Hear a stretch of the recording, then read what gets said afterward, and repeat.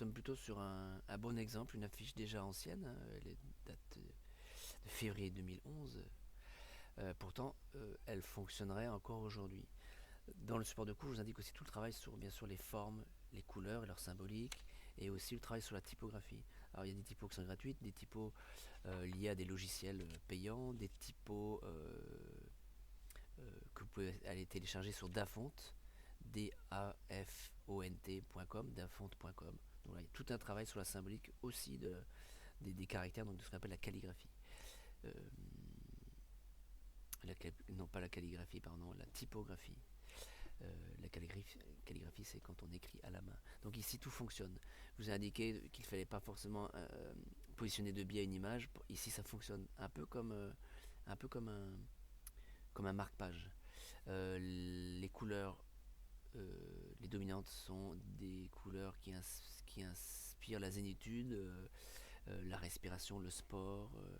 On a à la fois, on parle au groupe, parce qu'en haut à gauche, il y a un groupe de sportifs en plein effort, mais il y a aussi l'individu en bas, enfin à gauche, qui est montré positivement. Toutes les informations importantes sont sur l'affiche. On retrouve le slogan "Tous en selle contre les maladies du sang".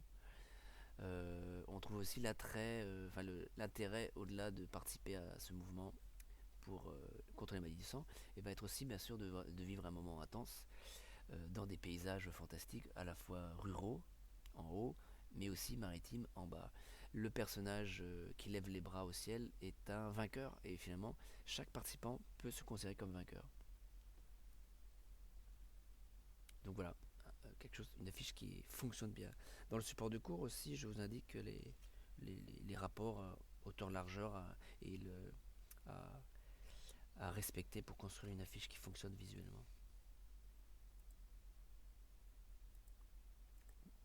Des exemples de supports qui ne sont pas forcément pertinents. Donc là, c'était une affiche d'un groupe tutoré il y a 5 ans. Trop d'éléments.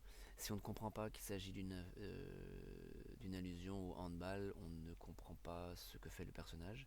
Il n'y a pas de hiérarchie entre les informations. Il y a beaucoup de logos, il y a un QR code, il y a trop d'éléments.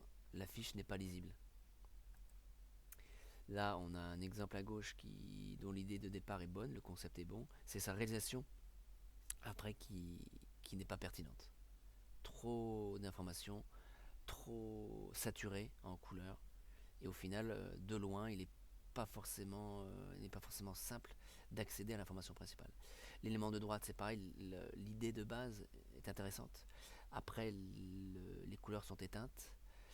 On comprend l'utilité de mettre en avant la partie spectacle et danse, mais la fiche est éteinte. Il faudrait à la limite que la danseuse soit dans l'autre sens et qu'elle regarde, enfin, entre guillemets, qu'elle regarde, oui, son visage, enfin, qu'elle regarde plutôt vers la droite. La droite, c'est l'avenir, la gauche, le passé, la tradition. Il y a trop d'éléments là aussi. On aime ou on n'aime pas Kenji Girac, mais si on a la chance d'avoir Kenji Girac avec soi, on met en avant, et donc on indique que on force le trait, et donc la typo est bien plus grande pour Kenji Girac. Je passe assez rapidement. Si vous voulez un bon exemple de ce qui se fait notamment à Brest aujourd'hui, de bien et de pertinent, à mon sens, c'est notamment le travail d'une graphiste qui s'appelle Nathalie Bihan, Bihan. Vous pouvez voir ses nombreuses créations sur internet. Elle est notamment la graphiste qui travaille pour le Festival Atropolis et pour la Carène. Voilà, ici, elle crée tout un univers chatoyant. Voilà. Et si vous regardez notamment l'affiche pour Astropolis, et si vous y êtes déjà allé, on retrouve quelque part la profusion, l'aspect festif, coloré euh, de, de ce festival. Donc allez voir ces créations sur internet. Après, plus complexe à réaliser le dépliant. Donc ici j'ai pris un exemple bien sûr déjà daté, mais pour vous dire que c'est l'un des plus complexes puisqu'il s'agit en fait de constituer, donc c'était la base d'un format A4 divisé en 3. Donc on peut difficilement échapper aux 3 colonnes. Pour autant, il y a possibilité avec les logiciels actuels d'indiquer l'information d'une façon différente, beaucoup plus